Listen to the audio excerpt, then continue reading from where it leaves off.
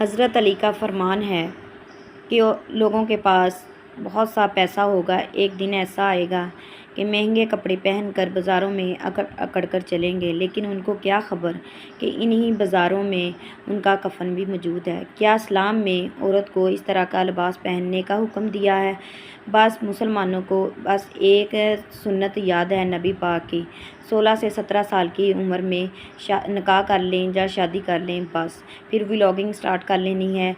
तो vlogging start करनी है तो उनके पास कोई ऐसा टॉपिक नहीं होता लोगों को दिखाने के लिए। क्या दिखाएं लोगों को?